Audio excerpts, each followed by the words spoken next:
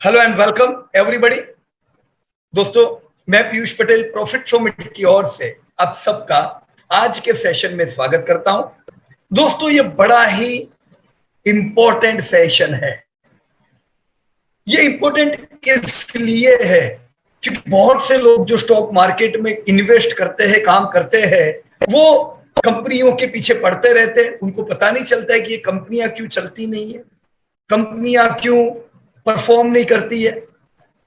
दोस्तों, कंपनी देखने से पहले चाहे कितनी ही क्वालिटी कंपनी क्यों ना हो, पर दोस्तों अगर उनके धंधे बढ़ेंगे नहीं तो वो कंपनी अपने प्रॉफिट्स को नहीं बढ़ा पाएगी और over the period of time दोस्तों हमें पैसा, हमें वेल्थ नहीं मिलेगी। दोस्तों, कंसिस्टेंट इनकम, बढ़िया ग्रोथ, तगड़ा पैसा पाने के लिए स्टॉक मार्केट में से दोस्तों डिमांड जाननी जरूरी है। हमें यह जानना होगा कि हम जो देश में हैं, जो देश में हम निवेश कर रहे हैं, आप लोगों ने पहले ही देश सिलेक्ट कर दिया है, इस कंट्री में कौन सी कंट्री का ग्रोथ, कौन सी इंडस्ट्री का ग्रोथ बढ़िया है। तो ये एक्सरसाइज दोस्तों आपको बहुत ही डेप्थ में बता सकती है, आपको जानकारी दे सकती है कि पैसा किधर फ्लो हो रहा है। क्यों कुछ इंडस्ट्रीज पहले स्टील में थी, फिर वो मैन्युफैक्चरिंग में आई, ऑटोमोबाइल में आई, वो लोग आईटी में गए, वो लोग क्यों इमर्जिंग इंडस्ट्री की ओर जा रहे हैं। क्यों कुछ कंपनियां ऑयल की थी, वो कंपनी आज रिटेल में काम कर रही है, वो कंपनी आपको टेक्नोलॉजी दे रही है, क्योंकि ये कंपनी के जो मालिक है ये समझते हैं कि कल पैसा किधर से फ्लो होने वाला है। मैं मेहनत कितनी करूं उससे ज्यादा इंपॉर्टेंट है मैं मेहनत किधर करूं। दोस्तों, आपने बहुत से लोगों को, अपने दोस्तों को भी देखा होगा, जो लोग बिजनेस स्टार्ट करते हैं और उनको बहुत सफलता मिलती है। कुछ लोग सोचते हैं यार ये बंदे में ऐसा नहीं है कि ये इतना जबरदस्त सफल हो गया, क्यों ऐसा। और वो अपना दूसरा दोस्त है जो कितने वर्षों से काम कर रहा है पर उसको बिजनेस में सफलता नहीं मिल रही।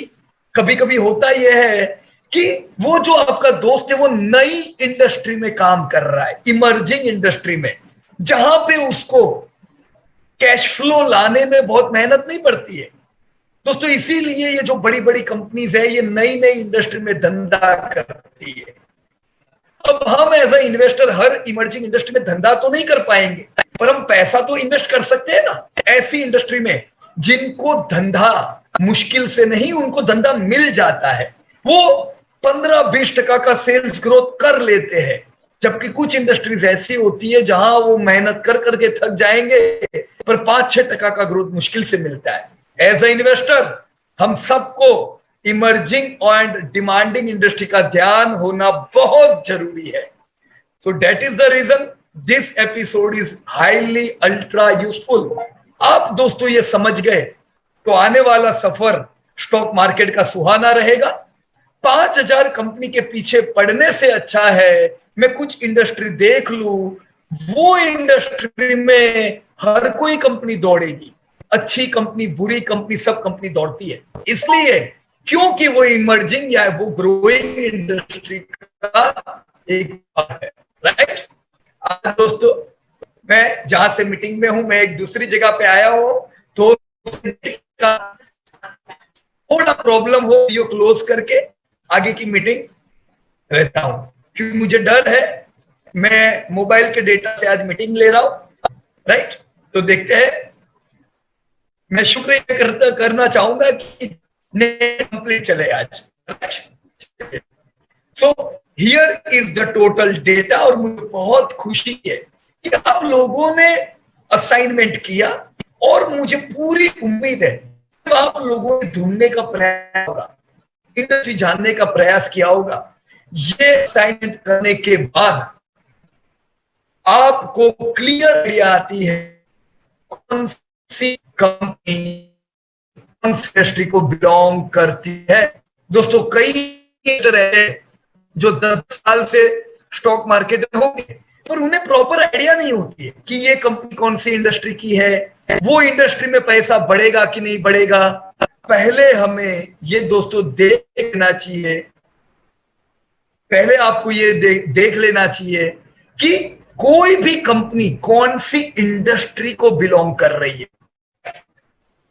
ये एक्सरसाइज आपको प्रॉपर वे में इंडस्ट्री हाईलाइट करके देगी और उसके साथ हम जानेंगे ग्रोथ कैसा है, डिमांड कैसी है।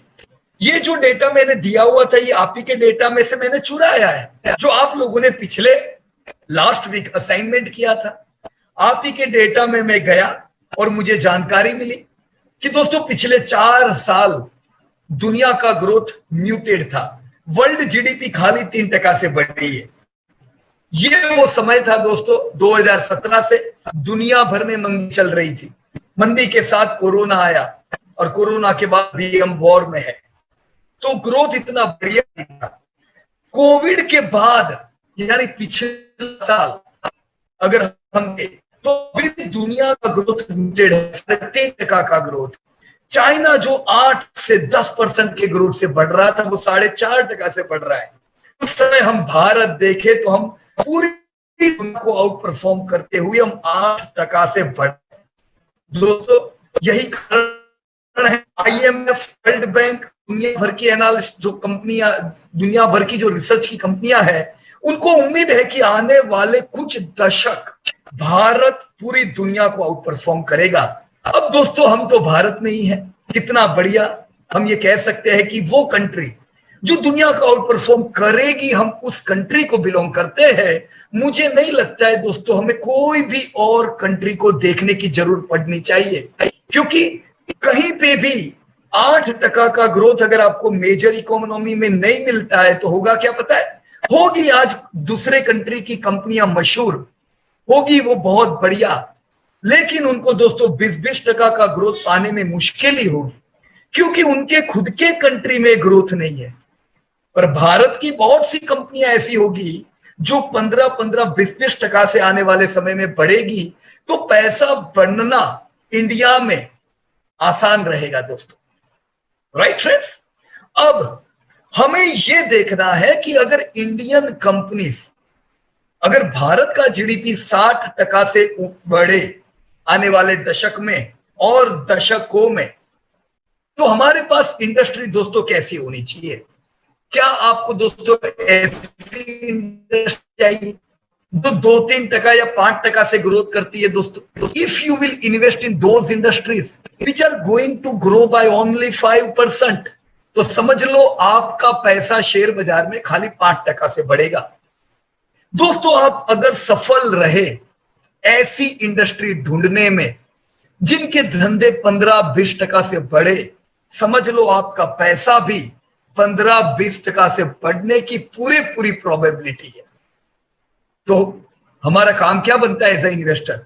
हम ये देखें और अनुमान लगाने का प्रयत्न करें कुछ और इंडिकेटर से कि आने वाले समय में कौन सी इंडस्ट्री कितना ग्रोथ करेगी।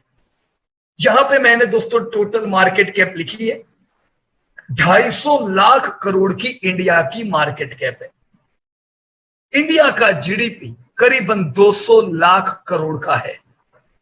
दोस्तों इंडिया का जीडीपी, इंडिया का मार्केट कैप, ये दोनों आप एक दूसरे से रिलेट कर सकते हो। हमारा मार्केट कैप हमारी जीडीपी से बड़ा है और ये पहली बार बढ़ा है दोस्तों। इंडिया की हैबिट नहीं है जीडीपी से ज्यादा मार्केट कैप लाने की, पर ये ग्रोथ को ध्यान में रख के इंडिया प्रीमियम में आता जा रहा है। राइट फ्रेंड्स, तो ये मार्केट कैप अगर 250 लाख करोड़ का मिल रहा है तो हमें देखना चाहिए कौन सी इंडस्ट्री को मार्केट कैप मिल रहा है और कौन सी इंडस्ट्री आने वाले समय में। दोस्तों आपने बहुत सी रिसर्च कंपनियां देखी होगी जिन्होंने ये कहा है कि इंडिया 10 ट्रिलियन इकोनॉमी होगी। अगर हम 3 ट्रिलियन से 10 ट्रिलियन होंगे तो ये 250 लाख दोस्तों 750 लाख करोड़ मार्केट कैप होगा। पैसा क्यों नहीं बनेगा, कोई डाउट नहीं होना चाहिए किसी को। हमारा जो जीडीपी है अभी 3 ट्रिलियन, अगर हम ये कहें कि हमारा जीडीपी 200 लाख करोड़ का है तो हमारा जीडीपी भी 1000 लाख करोड़ होने वाला है।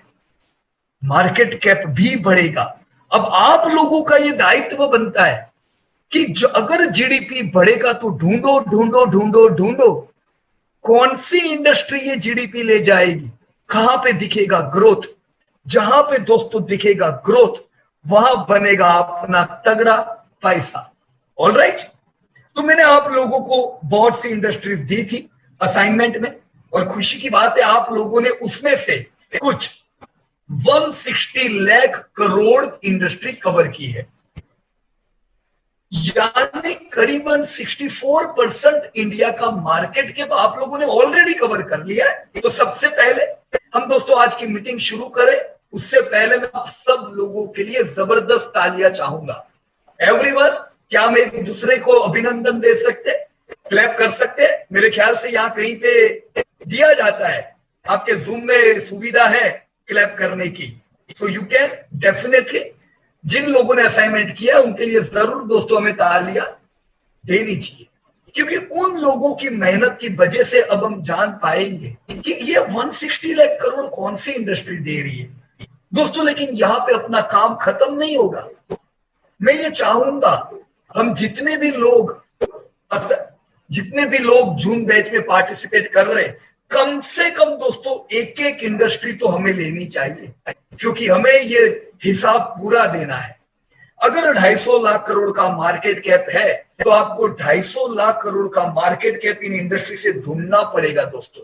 तब हम कह सकते हैं कि यस, पूरा भारत मेरी मुट्ठी में है, मुझे पूरे इंडिया की सब इंडस्ट्री के धंधे पता है, मार्केट कैप पता है, मैं हर इंडस्ट्री की हर कंपनी को जानने लगा हूं दोस्तों। मेरी ये श्योरिटी है, ये 3-4 महीने खत्म होते होते आपको मैं कोई भी कंपनी बोलूंगा, आप वो कंपनी मुझे पहले से बता दोगे कि पीयूष भाई ये इंडस्ट्री की है।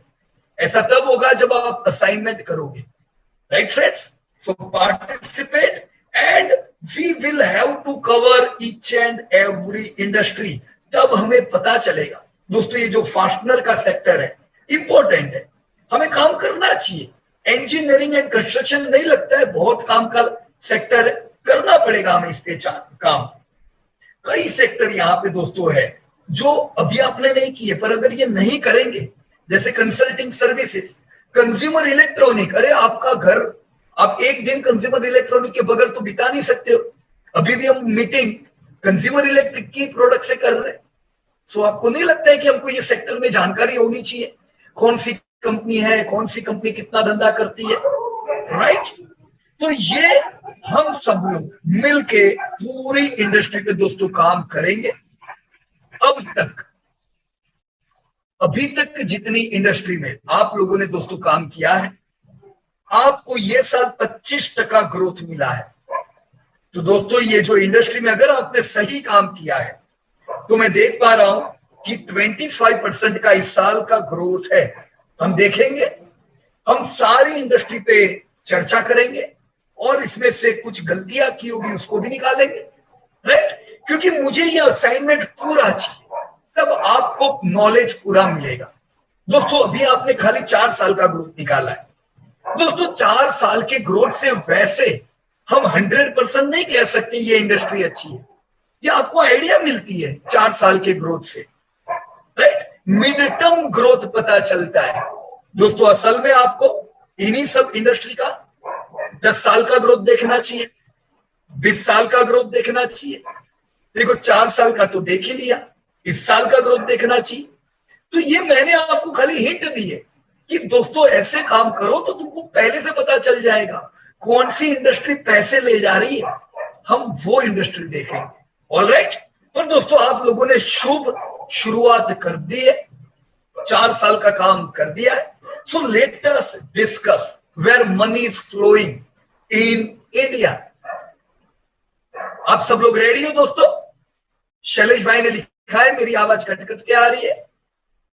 मुझे उम्मीद है कि धीमे धीमे ये आवाज इंप्रूव हो जाए, क्योंकि एज आई डिस्कस्ड अचानक मेरे को जाना पड़ा एक जगह पे डेथ में, राइट? पर मीटिंग अपनी जरूरी थी तो मीटिंग तो करनी है अपने को। पर यस, हम देखेंगे कि जियो कैसा चलता है, क्योंकि रिलायंस के शेयर तो है अपने पास, तो उनकी प्रोडक्ट भी आज काम लगनी चाहिए अपने को। ऑलराइट, यहां पे पहला मैंने टेस्ट एक एग्जाम्पल दिया हुआ था, राइट? और उसके बाद आप लोगों का होमवर्क है, तो एक एक करके आप लोगों के सेक्टर पे बात करेंगे। सबसे पहले मैं यहाँ पे एबीसीडी वाइज चलो, तो यहाँ पे अल्पेश पटेल का नाम सबसे पहले आ रहा है। हम अल्पेश भाई से रिक्वेस्ट करेंगे वो अपने आप को अनम्यूट करें और हम उनकी सेक्टर की बातचीट करेंगे। तब तक मैं आप लोगों को जानकारी दे दूं कि आपकी ये स्प्रेडशीट कितना काम लगेगी। देखो, दिस इज Z2A, आप ही के पास डेटा है। इंडिया का सबसे बड़ा सेक्टर कौन है? तो इंडिया का सबसे बड़ा सेक्टर है computer software and consulting. Just think about it, 250 lakh crore में दोस्तों 20 लाख करोड़ कंप्यूटर सॉफ्टवेयर ले जाता है। अब ये सेक्टर तो था ही नहीं बरसों पहले, ये 2-3 दशक से पैदा हुआ और आज देखो सब पुरानी इंडस्ट्री को पीछे छोड़ दिया है, राइट? तो हम जानने का प्रयास करेंगे इंडिया के बड़े सेक्टर क्या है। ऑल राइट, पर इसके साथ चलो पहले हम अल्पेश भाई से बात करें। यहाँ पे अल्पेश भाई इज देयर इन मीटिंग और नॉट? क्या अल्पेश भाई? Good evening. सो अल्पेश भाई, कैसा रहा असाइनमेंट आपका? It's fruitful and it's adding the knowledge. Okay, so that's great. अब मेरे से गलती हो गई है अल्पेश भाई, यहाँ पे जस्ट अ मिनट, मैं इसको ओके यहाँ पे अखिलेश चौहान का भी नाम है, अक्षय सोगानी का भी नाम है, पर अभी हम पहले आपसे बात कर लेते हैं, राइट? या तो आपने यहाँ अल्पेश भाई बहुत से सेक्टर पे काम किया, जो मैं आपको बता दूं पहले से आसान नहीं है। 14 सेक्टर्स पे अगर आपने काम किया है तो इसमें बहुत एफर्ट्स लगे होंगे, पर मुझे ये भी उम्मीद है अगर आपने 14 सेक्टर पे काम किया तो आपके नॉलेज में जबरदस्त अपग्रेडेशन भी हुआ होगा। एम आई राइट सर? एग्जैक्टली, श्योर, बराबर है। तो सबसे पहले आप कौन से सेक्टर पे बातचीत करना चाहोगे अल्पेश भाई? पहले तो जो डिमांडिंग इंडस्ट्री में मैंने जो देखा, जो हमारे रूटीन यानी हमारी जो डेली रूटीन लाइफ यानी नॉर्मल रूटीन लाइफ में क्या क्या काम आने वाला है, राइट? तो उसके ऊपर मैंने थोड़ा समझने का प्रयास किया। जैसे फॉर एग्जांपल कि बेरिंग या तो बेरिंग में who is the leader? Okay, Timken. मैंने जो देखा उसमें Timken is the number 1। Correct, बहुत बढ़िया काम किया आपने। हाँ, राइट, फिर एसकेएफ, यस एग्जैक्टली। फिर बैटरीज के अंदर मेरे दिमाग में पहले था कि Exide is the leader, but जब मैंने एनालिसिस किया तब पता चला कि Amara Raja is the first, right, and the Exide is the second में भी। करेक्ट करेक्ट, बिल्कुल सही बात है सर आपकी।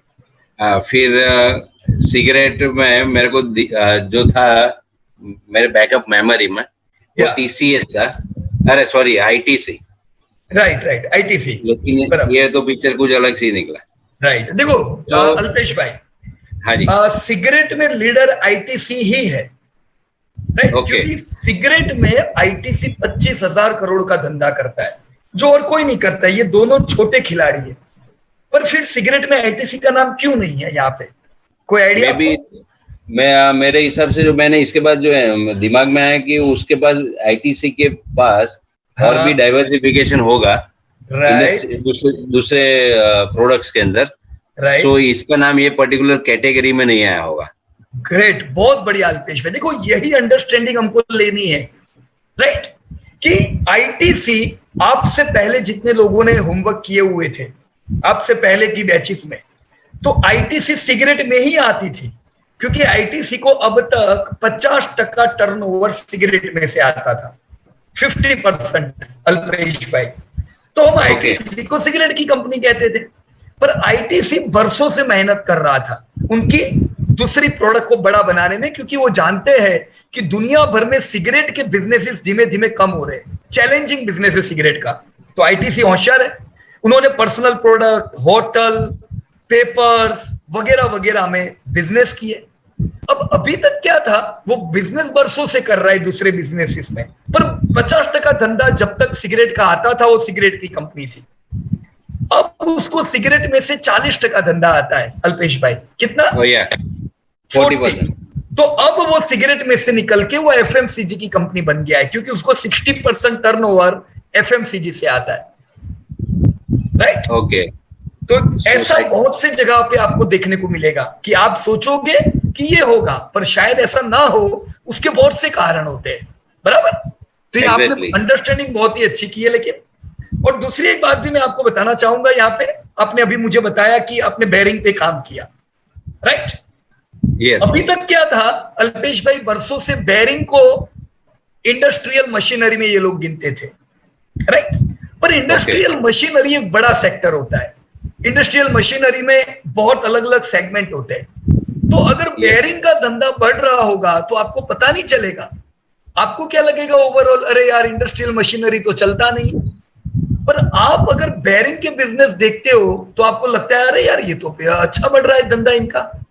तो इन्होंने क्या किया, ये सेक्टर नया बनाया बेरिंग नाम का, जिसमें प्रॉपर बेरिंग्स की कंपनियां आ गई, राइट? और अब आपको टिमकेन, एसएफकेएफ जैसी कुछ कंपनियां मिली, जिनका देखो 4 साल का ग्रोथ कितना है, 9.3। अब इंडिया का 4 साल का ग्रोथ कितना था, 2.3, राइट? तो हमेशा कभी भी कोई सेक्टर को ये मत बोलो ये बुरा है ये अच्छा है, वैसा नहीं। सीधा उसको किससे कंपेयर करने का, अपने इंडिया से, या इंडिया से, अपनी कंट्री से, कि भी अगर बेरिंग इंडिया में धंधा कर रहे हैं तो इंडिया में अगर ग्रोथ 2-2.5% था तो इससे तो बेरिंग का धंधा अच्छा है। अब इस साल इंडिया का ग्रोथ 8% है जीडीपी, तो बेरिंग 43% से ग्रोथ हुआ है, राइट? राइट। तो ऐसे आपको हर एक सेक्टर को देखना चाहिए, राइट? अभी आपने मुझे ऑटो बैटरीज बताया, जो आपने बोला कि भाई एक्साइड आप लीडर मानते थे, बराबर कि नहीं? Yes yes. या पर उसमें अमरा राजा लीडर है, वो भी कोई डाउट नहीं है। पर बैटरी के धंधे कैसे हैं देखो तो, उनका डिमांड कैसी है बैटरी की?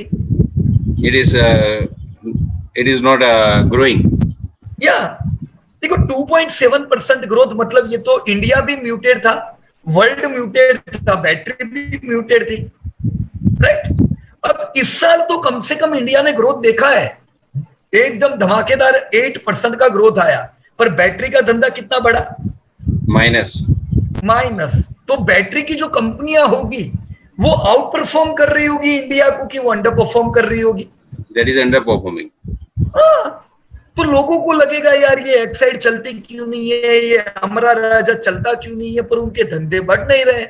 जब तक धंधे नहीं बढ़ते हैं तब तक उन कंपनियों के प्रॉफिट नहीं बढ़ सकते अल्पेश भाई, राइट? तो सबसे पहली चीज क्या है पता है, ज्यादातर लोग कंपनियों के प्रॉफिट देखते हैं शेयर बाजार में, पर प्रॉफिट आपके कंट्रोल में नहीं। प्रॉफिट तो रॉ मटेरियल के दाम बढ़ने से भी घट जाते हैं, आपके कंट्रोल में धंधे हैं। यहाँ पे जो भी बिजनेसमैन होंगे आज की मीटिंग में वो जानते होंगे कि धंधा कितना करना ना वो आपके हाथ में है। आप एडवर्टाइजमेंट कॉस्ट बढ़ाओ, आप एग्रेसिव हो जाओ, आप अपने कंपटीटर को काटो, उनसे आगे बढ़ो, अच्छी प्रोडक्ट बेचो, अच्छी सर्विस दो, धंधे बढ़ते हैं। पर प्रॉफिट आपके हाथ में नहीं होता है। बहुत सी बार गवर्नमेंट ने कोई टैक्स डाल दिया तो भी प्रॉफिट डाउन हुए। तो इन्वेस्टर अगर प्रॉफिट ट्रैक करेगा ना तो वो जिंदगी भर कंफ्यूज रहेगा। इन्वेस्टर को क्या ट्रैक करना चाहिए?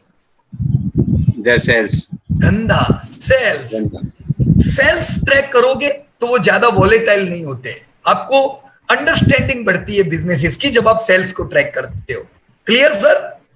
Clear, exactly. या तो अभी मैं आपके जितने सेक्टर है, यहाँ जितने पे नाम यहाँ पे अल्पेश पटेल लिखा हुआ है, उनमें मैं अगर देखूं सबसे बड़ा सेक्टर कौन सा है, लेट मी चेक। कौन सा है सर सबसे बड़ा सेक्टर आपके जिसमें काम किए उसमें? ये वाला एरोस्पेस है ना, एरोस्पेस और जनरल इंश्योरेंस, आपने जितनों में काम किया ये दोनों सेक्टर बड़े हैं, राइट? यहां पे सबसे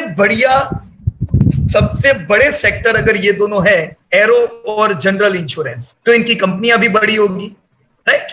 आपने एरोस्पेस और डिफेंस में अगर हम ये माने कि 1.5 लाख करोड़ का मार्केट कैप है एरोस्पेस और डिफेंस का, तो 1.5 लाख करोड़ के मार्केट कैप में सबसे लीडिंग कंपनी कौन सी है? आपने 2 कंपनी लिखी है sir, HAL and BEL। Hindustan aeronautical, Hindustan aeronautics and BEL, ये दोनों कंपनी लीडिंग कंपनी है, राइट? और जनरल इंश्योरेंस में अगर 1.25 लाख करोड़ का मार्केट कैप आता है तो बड़ी कंपनियां कौन सी है? ICICI general insurance, right? तो कम से कम अपने को आइडिया आई कि who are leader in any sector, बराबर? अगर आप अपने आप को पूछो कि मैंने जितना असाइनमेंट किया उसमें सबसे धमाकेदार ग्रोथ कौन से सेक्टर का है? जब इंडिया खाली 2% से बढ़ रहा था, तब कौन से मेरे सेक्टर बहुत बढ़िया बढ़ रहे थे? तो आपको कौन से मिल रहे हैं अल्पेश भाई? General insurance. देखो यहां तक के आपके सेक्टर है, राइट? General insurance. तो आपको ध्यान होगा अल्पेश भाई, हम बहुत बार कहते हैं कि जनरल इंश्योरेंस, लाइफ इंश्योरेंस, ये इंडिया के फास्टेस्ट ग्रोइंग सेक्टर है, राइट? अगर ऐसे सेक्टर में हम पैसा लगाते हैं तो कंपनियों के धंधे बढ़ने के हमारी प्रोबेबिलिटी बढ़ती है, और जब कंपनी के धंधे बढ़ते हैं तो हमारी कमाई की प्रोबेबिलिटी बढ़ती है, राइट? राइट। तो जनरल इंश्योरेंस एक ग्रोइंग सेक्टर है, ये हम कह सकते हैं sir, demanding sector, right? Yes. और ये एयरलाइन का कितना ग्रोथ है सर? 33.5। 33.5, राइट? कोविड के बाद सर आप गए हो एयरलाइन में? कोविड के बाद या फ्रीक्वेंटली इंडिया और अब्रॉड गया था, राइट? बट तो वो समय पे भी, अभी रिसेंटली देखो, कोविड के समय पे बहुत ही मंदी आ गई थी एयरलाइन में, राइट? क्योंकि ये, इसको हम कहते हैं ये टच इंटेंसिव सेक्टर है, तो यहां पे थोड़ी डर लगता है लोगों को ट्रैवलिंग में कोविड में, तो उस समय यहां पे बहुत मंदी थी। पर अभी अगर हम देखें, कोविड के बाद जब आपने फ्रीक्वेंट ट्रैवल किए, मुझे उम्मीद है कि आपकी एयरलाइन में, मैं नहीं जानता आप कहां गए, कैसे गए, पर एयरलाइन में शायद मुश्किल से 1-2 सीट खाली होगी। सही बात है सर? 90-95% ऑक्यूपेंसी मैंने देखा है। या तो मतलब ये क्या कहता है कि एयरलाइन का धंधे में डिमांड है, राइट? हम प्रॉफिट की बात नहीं करेंगे अभी, क्योंकि प्रॉफिट करने के लिए कुछ और फैक्टर होते हैं। ज्यादातर एयरलाइन ने लीज पे एयरलाइन लिए होते, तो लोग लीज देते रहते हैं, जो बड़ी होती है बोइंग को, राइट? उनको डॉलर में पे करना है, उनके क्रूड के खर्चे बड़े हैं, बराबर? तो प्रॉफिट नहीं, पर हम ये कह सकते हैं कि एयरलाइन एक ग्रोइंग सेक्टर है, कह सकते हैं कि नहीं? Sure, right? देखो हम आपने सुना होगा कि एयरलाइन की कंपनियों में निवेश नहीं करना चाहिए, बराबर है? बहुत से लोग ये कहते हैं क्योंकि एयरलाइन की कंपनियां कमाती नहीं है, लेकिन आप आने वाले समय में देखोगे एयरलाइन में कुछ और चीजें हमें दिखेगी, राइट? अभी अपने टाटा ने भी कोई एयरलाइन ली ना वापस, जो उनसे छीन ली थी बरसों पहले। कौन सी ली? टाटा एयर इंडिया, जो उनकी ही थी, बराबर की नहीं? पर प्राइवेट गवर्नमेंट को ऐसा था कि सब हम ही करेंगे धंधा, बरसों पहले। तो टाटा, उस समय उनको बहुत दुख हुआ था, देखो एयरलाइन वापस आ गई। बहुत लोग सोचते हैं ये टाटा का अच्छा डिसीजन नहीं है, लेकिन ये वक्त बताएगा कि एयरलाइन में वो कितना ग्रोथ करेंगे, राइट? इस साल का ग्रोथ कैसा है सर एयरलाइन में? ये साल का ऑलमोस्ट 13.5% जैसा। तो मतलब एयरलाइन तो जबरदस्त बढ़ रही है, धंधे में कोई एयरलाइन को कमी नहीं है, राइट सर? या अभी आपके राकेश झुनझुनवाला भी कोई एयरलाइन की कंपनी में निवेश कर रहे हैं, वो नाम सुना भूल गया। यस, अक्ष, तो उनको भी पता है कि एयरलाइन में ग्रोथ कैसा है, राइट सर? ओके, तो यहां पे हमने अभी जनरल इंश्योरेंस देखा जहां पे बढ़िया ग्रोथ है। जनरल इंश्योरेंस में मैं यहां पे क्लिक करता हूं, दिस इज जनरल इंश्योरेंस, और आपने जो काम किया है, let me check. Okay, great sir, बढ़िया काम किया है। सबसे बड़ा मार्केट कैप सर आईसीआईसीआई का है, राइट? और दूसरे नंबर पे कौन है? Star health, right? अब आईसीआईसीआई सर टर्नओवर कितना करती है? जैसे अभी आपने 2022 का टर्नओवर लिखा है, कितना है सर? 16,000 करोड़, 16,000 करोड़ है ना? ये 16,000 करोड़ का टर्नओवर करते हैं, पर इनका मार्केट कैप 60,000 करोड़ का है, बराबर सर? इंडिया का मार्केट कैप जीडीपी से थोड़ा ज्यादा है, और बहुत से देश ऐसे हैं दुनिया में, बहुत से यानी ज्यादातर देश ऐसे हैं जिनका मार्केट कैप जीडीपी से कम ही रहता है। पर जनरल इंश्योरेंस में ऐसा क्यों कि आपकी आईसीआईसी का धंधा 16,000 करोड़ और मार्केट के 5 गुना ज्यादा मिल रहा है? क्यों सर?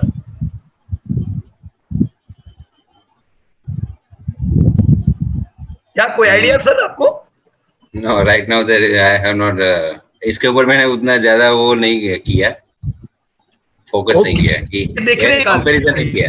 क्योंकि ये हमें क्या बताता है अल्पेश भाई, जब आप मार्केट कैप को सेल्स से कंपेयर करोगे ना, तो ये हमें कॉन्फिडेंस बताता है, इन्वेस्टर का पर्सपेक्टिव बताता है, राइट। मैंने पहले बताया कि इंडिया का मार्केट कैप जीडीपी से ज्यादा है। इसका मतलब क्या कि इंडिया के बिजनेस में दुनिया भर के लोगों का भरोसा बढ़ रहा है। बाकी ऐसे कितने 90% कंट्रीज है जो जीडीपी से आधा मार्केट कैप है उनका, क्योंकि उनको निवेश ही नहीं करना है वो कंट्री में, उनको डर लगता है वो कंट्री में। वैसे ही जब आप कोई कंपनी को देखो जिनका मार्केट कैप धंधे से बहुत ज्यादा हो, तो समझ लो यहां पे कुछ है कि क्यों इन्वेस्टर पॉजिटिव है। देखो, इन्वेस्टर पॉजिटिव होने के 2-3 कारण है। नंबर 1, एक तो ये लीडर है, पूरे जनरल इंश्योरेंस का लीडर कौन है सर? लिस्टेड कंपनियों का। अभी तो जो एनालिसिस जो पता है आईसी से, लिस्टेड कंपनी का मैं कह रहा हूं, राइट। अब अनलिस्टेड कंपनियां बहुत है, जैसे एचडीएफसी एर्गो का नाम सुना होगा आपने, HDFC Ergo general insurance, Bajaj alliance, ऐसी कई कंपनियां हैं, राइट। पर हर एक कंपनी इंडिविजुअली लिस्टेड नहीं है, क्योंकि ये ग्रोइंग सेक्टर है। अभी थोड़े समय पहले ही कंपनियां प्रॉफिट में आई है, जैसे स्टार हेल्थ अभी भी लॉस कर रही है, राइट। आईसीआईसी कुछ समय पहले प्रॉफिट में आई तो देखो उनका आईपीओ आ गया। अब धीमे धीमे आप क्या देखोगे पता है, ये 10 साल में जितनी दूसरी कंपनियां हैं वो सब कंपनी भी आईपीओ लेके आ जाएगी। क्यों?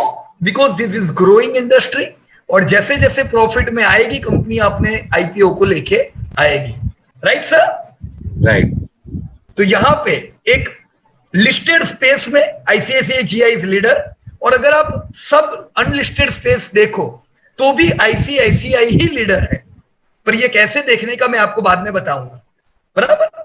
ओके। दूसरी बात, ये ग्रोथ कैसा कर रहे? एकदम बढ़िया। 19% ग्रोथ इज गुड ग्रोथ और bad growth sir? It's very good, I would say that. 15% का ग्रोथ मिला ना अपने को अल्पेश भाई, समझ लो लॉटरी लग गई। क्योंकि अगर आपको 15% ग्रोथ मिलेगा ना, पैसा बहुत बढ़िया बढ़ेगा। ये 15% लाना आसान नहीं है, पूछो धंधा करने वाले लोगों को कि कैसे धंधा आता है, राइट। तो 15% का ग्रोथ जब कंपनी करे तो ऑटोमेटिकली उसको अच्छा मार्केट कैप मिलता है, और कंपनी की अगर कंसिस्टेंट प्रॉफिट मिले तो उस पे सोने पे सुहागा हो जाता है, राइट। देखो एक डिफरेंस मैं समझाता हूं यहां पे आपको, just a minute. 63,000 crore divide by 16, करीबन हम ये कह सकते हैं 4 गुना मार्केट कैप है आईसीआईसीआई का, मतलब मार्केट कैप धंधे से 4 गुना ज्यादा है, राइट। पर स्टार हेल्थ के केस में ऐसा नहीं है, उनका मार्केट कैप धंधे से 3 गुना ज्यादा है। तो उसको क्यों आईसीआईसीआई जैसा मार्केट कैप नहीं मिला? The customers are not customers are not है हेल्थ केयर में, लेकिन ये प्रॉफिट नहीं करती है अल्पेश भाई। तो आपको नहीं पता है ये कब प्रॉफिट करेगी, कब आपको डिविडेंड मिलेंगे, तो ये फर्क पड़ता है। मार्केट के कितना ज्यादा वो किस पे डिपेंड है? लीडरशिप पे डिपेंड है। आपकी कंपनी लीडरशिप कर रही है कि नहीं, आपका सेक्टर ग्रो कर रहा है कि नहीं, मतलब ग्रोथ पे डिपेंड है। और तीसरा प्रॉफिटेबिलिटी पे डिपेंड है। जो कंपनियों में ये सारे गुण होंगे वो कंपनियों को बड़ा मार्केट कैप मिलेगा। All right sir? Exactly right. तो अभी मैं ये चीजें मिटा देता हूं यहां से, और मैं सारे लोगों से उम्मीद करूंगा आप सब लोग जब होमवर्क करो तब मार्केट कैप को ध्यान से देखो, ताकि आपको आइडिया आए कि मार्केट कैप क्या कहता है, राइट। यहाँ पे अंशुमान को मेरे ख्याल से कुछ क्वेरी है। यस अंशुमान जी कहिए सर। क्या है? आप अपने आप को अनम्यूट कर सकते हो सर, बताइए। हाँ पीयूष भाई, गुड इवनिंग। आपने मार्केट कैप के लिए 3 पॉइंट्स बताए। 1 is leadership, second is industrial growth, growth of that industry, third क्या बताया था आपने? प्रॉफिटेबिलिटी। प्रॉफिटेबिलिटी, ओके बराबर। ये 3 चीजें चाहिए। देखो लीडरशिप सबसे पहली चीज है, सबसे पहली है इसलिए है क्योंकि कोई भी कंपनी, सब लोग धंधा करते क्यों है? किसी ने धंधा चालू किया तो वो चाहेगा कि मेरा धंधा बढ़े, कल में मेरी कंपनी बड़ी बने, पर लीडरशिप पे रहने में बहुत मेहनत लगती है। अगर कोई कंपनी का अपने सेक्टर में लीडरशिप है, इससे कुछ चीजें बाहर निकल के आती है कि क्यों ये कंपनी की लीडरशिप होगी। क्या इसका मार्केटिंग प्लान बहुत अच्छा है? क्या इनके प्रमोटर विजनरी है? क्या इनकी प्रोडक्ट स्ट्रॉन्ग है? अगर कंपनी की प्रोडक्ट नहीं है और ब्रांड है, तो वैसी कंपनियों की भी लीडरशिप रहती है। देखो 90% कंपनी प्रोडक्ट बनाएगी, पर कुछ ही कंपनी होगी जो ब्रांड बनाएगी, जो ब्रांड देगी दुनिया को, वो लीडर बनेगी। और ऐसी कंपनियों को मार्केट का बड़ा मिलता है। Right sir? हाँ जी, तो थैंक यू। सो मैं यहाँ पे सब लोगों से रिक्वेस्ट करूंगा, अल्पेश भाई ने जो काम किया है बिल्कुल बहुत ही बढ़िया किया है, इस पे थोड़ा ध्यान दे और आईसीआईसीआई जीआई को अपनी डायरी में लिखे। सॉरी, आईसीआईसीआई को नहीं, जनरल इंश्योरेंस को अपनी डायरी में लिखे कि ये इंडिया के फास्टेस्ट ग्रोइंग सेक्टर में से एक है। अगर मैं जनरल इंश्योरेंस में निवेश करूंगा, मुझे उम्मीद रहेगी मैं 15-20% से ग्रोथ करूंगा। लोग इंडिया में, देखो इंडिया एक लो इनकम कंट्री है, लोगों के पास बहुत पैसा नहीं है। अरे अभी कुछ साल पहले तो आधा भारत पॉवर्टी लाइन के नीचे था। ये तो अभी हम देख रहे हैं कि चलो पैसा बनने लगा है लोगों का। दोस्तों आने वाले 10 सालों में हम 2030 आते आते ये देखेंगे कि हर 2 में से एक व्यक्ति हायर इनकम में होगा। लेट मी रिपीट, हर 2 में से एक व्यक्ति की इनकम हायर इनकम होगी। आज 4 में से एक व्यक्ति की इनकम हायर इनकम है। अगर लोगों की इनकम बढ़ेगी तो आपको नहीं लगता है कि वो लोग मेडिक्लेम लेंगे? अभी लोगों को लेना है, पर उनको बेचारे को परवड़ना भी तो चाहिए। राइट? जिनके पास है उनके पास छोटा मेडिक्लेम, दोस्तों जितना हम चाहिए उतना मेडिक्लेम भी लोगों के पास नहीं है। तो आने वाले समय में हम देखेंगे भारत में ज्यादा से ज्यादा लोग हेल्थ केयर से जुड़ेंगे और प्रीमियम भरेंगे। जैसे चाइना इंडिया जैसा था, चाइना की कोई इनकम नहीं थी, वहां पे लोगों के पास मेडिक्लेम नहीं थे, पर आज चाइना डेवलप कंट्री चुका है। राइट? हमारे साथ वो कंट्री था, आज इसके इंडिया में 5 गुना ज्यादा इनकम है। जो जनरल इंश्योरेंस की कंपनी थी, लाइफ एंड जनरल बोथ, बहुत छोटी छोटी कंपनियां थी, पर आज दोस्तों चाइना कंपनी दुनिया की सबसे बड़ी कंपनियों में है। आज चाइना की लाइफ एंड जनरल इंश्योरेंस की कंपनी चाइना की टॉप 10 कंपनी में उनका आता है। तो दोस्तों इंडिया में भी यही चीज होगी। आने वाले में आपकी लाइफ जनरल की कंपनियां बड़ी होगी। हमारा काम क्या बनता है दोस्तों, इधर वो बड़ी बने उससे पहले अपनी पोजीशन बना ले। प्लेन उड़े उससे पहले सीट बेल्ट बांध के बैठ जाओ, ये सब प्लेन उड़ने वाले हैं। Right friends? या सो यहां पे अमरनाथ जी ने जो चैट बॉक्स में लिखा है बिल्कुल सही लिखा है, 50% बिजनेस वाली बात। डॉक्टर विमल ने जो लिखा है गवर्नमेंट ऑल्सो प्रोवाइडिंग इंश्योरेंस, या ये बिल्कुल सही बात है विमल भाई आपकी। देखो 2 साल पहले, मैं आपको 2 साल पहले की बात बता रहा हूं, जब भी बजट आता है ना, बजट से पहले, बजट के दिन से पहले प्लानिंग आता है कि इंडिया में क्या कमी है। हर बार ऐसा होता है। ज्यादातर लोग सिर्फ बजट सुनते हैं, पर हमें बजट से अगले दिन का प्रेजेंटेशन सुनना चाहिए। दोस्तों उसमें सुब्रमण्यम जी जो प्लानिंग कमीशन में थे, उन्होंने बहुत बढ़िया बात बताई थी कि इंडिया में लोगों के पास एक तो ऑलरेडी लिमिटेड पैसा है, और वो जब भी बेचारे दाखिल होते हैं उनको बहुत खर्चा हो जाता है, और अगर कोई क्रिटिकल बीमारी आई तो हो सकता है उनकी 10 साल 20 साल की जो पूंजी है उसको भी तोड़े। तो इसीलिए सरकार को हेल्थ केयर पे काम करना था, और हमने देखा पिछले कुछ सालों में हेल्थ केयर की बढ़िया स्कीम्स आई है इंडिया में। और इसने इंडिया में देखो 5 लाख की इनकम वाले लोगों को इन्होंने कवर किया है। अब इंडिया की एवरेज इनकम विमल भाई 1.5 लाख रुपया है, 2.25 लाख रुपया। तो इससे समझ में आता है कि करीबन इन्होंने 70% पॉपुलेशन को तो कवर किया है। राइट? लेकिन ऑलरेडी बहुत कम है, तो इससे जनरल इंश्योरेंस के जो बिजनेस उसको कोई फर्क नहीं पड़ेगा, क्योंकि इंडिया एक्सट्रीमली लो पेनिट्रेटेड है। जनरल इंश्योरेंस की कंपनियां किसको फोकस करती है पता है विमल भाई? 5 लाख से ज्यादा इनकम वाले लोगों को। ये वो चाहेगी कि लोग हमसे 10 लाख रुपए का इंश्योरेंस ले, 15 लाख का ले, बराबर है या? सो मैं और आगे बढ़ूंगा। यहां समीर भाई ने हैंड रेज किया हुआ है। यस समीर जी कहिए। या you can unmute yourself sir. Good evening sir. या गुड इवनिंग समीर भाई कहिए।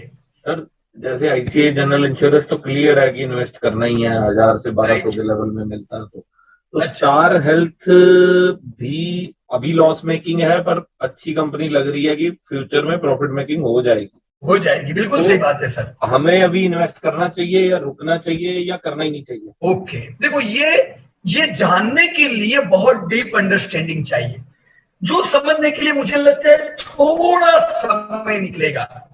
मैं आपको समझाने का प्रयास करता हूं कि जो भी इमर्जिंग सेक्टर होते हैं, एवरीबॉडी, मैं सबसे रिक्वेस्ट करूंगा प्लीज फोकस कीजिएगा यहाँ पे एवरीवन।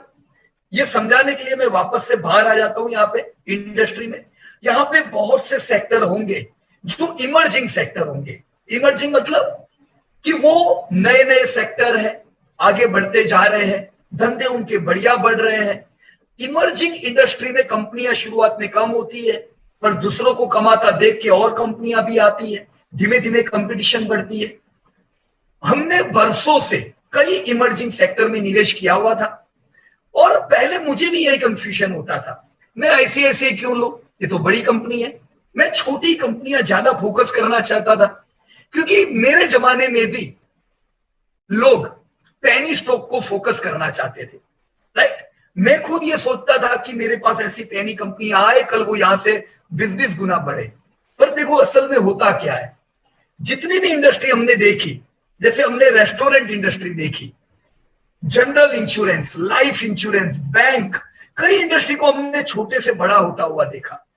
पर दोस्तों हर एक सेक्टर में शुरुआत में सब कंपनियां लॉस करती है, राइट। अभी समीर भाई जो आपकी एग्रीगेटर सेक्टर है जिसमें जोमेटो आती है, सर जोमेटो प्रॉफिट कर रही है कि लॉस कर रही है? लॉस कर रही है। लॉस कर रही है। अब उसमें हम ये नहीं कह सकते भाई जोमेटो तू क्यों लॉस कर रही है। अरे एक जमाने में आईसीआईसीआई जनरल इंश्योरेंस लॉस करती थी, इनफैक्ट आपकी एचडीएफसी बैंक लॉस करती थी। तो जब कोई भी सेक्टर की शुरुआत होती है, शुरुआत का टाइम इन्वेस्टमेंट का टाइम होता है, इनको पता ही नहीं होता है कि मेरे से क्या गलतियां होगी। ये लोग एक्सपेरिमेंट कर रहे होते हैं।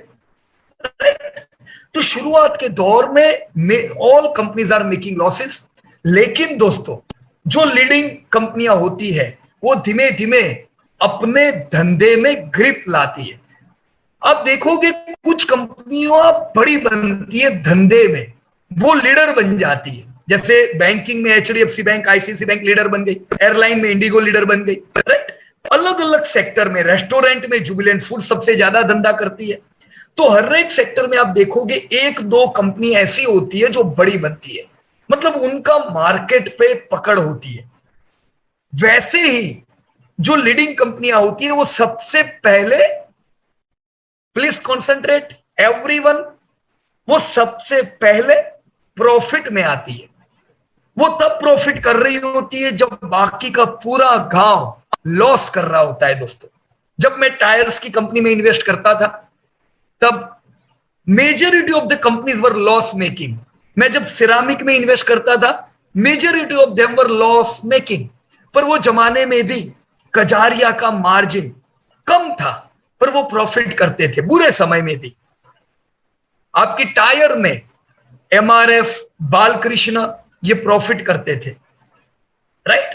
तो हर एक सेक्टर में कुछ कंपनियां थी जो वो जमाने में प्रॉफिट करती थी। कंज्यूमर इलेक्ट्रॉनिक में वोल्टास प्रॉफिट करती थी। धीमे धीमे जैसे सेक्टर बड़ा होता गया, सबके धंधे चलने लगे।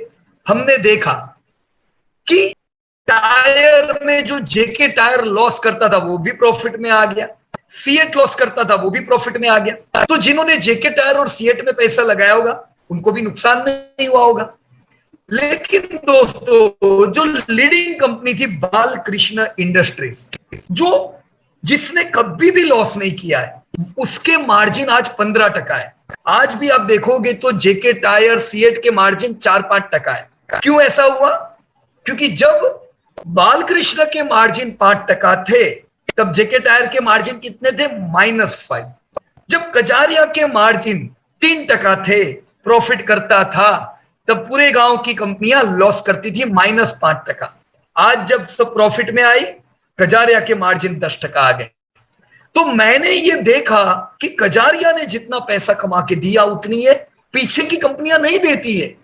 ये सब कंपनियां अचानक कुछ बुरी खबर आती है, वो लॉस करने लगती है। क्रूड के दाम बढ़ेंगे, ये सब लॉस करेगी।